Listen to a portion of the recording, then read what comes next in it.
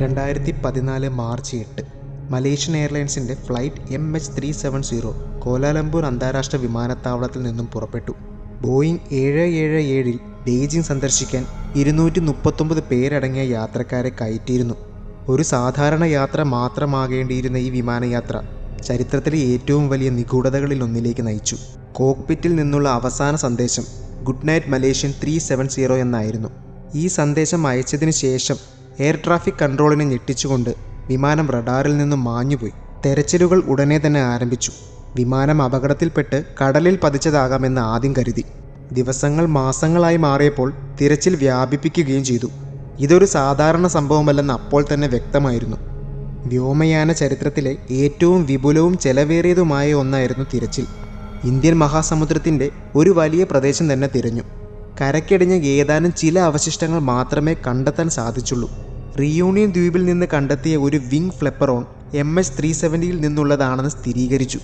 കാര്യങ്ങൾ കൂടുതൽ പേടിപ്പിക്കുന്നത് ഇവിടെയാണ്. അവശിഷ്ടങ്ങൾ ഉണ്ടായിരുന്നിട്ടും ക്രാഷ് സൈറ്റിൻ്റെ കൃത്യമായ സ്ഥാനം എവിടെയാണെന്ന് കണ്ടെത്താൻ സാധിച്ചില്ല.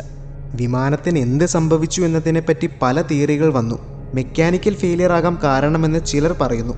മറ്റു ചിലർ പൈലറ്റ് അട്ടിമറിയോ ഹൈജാക്കിങ്ങോ ആയിരിക്കാം കാരണമെന്ന് ചൂണ്ടിക്കാണിക്കുന്നു.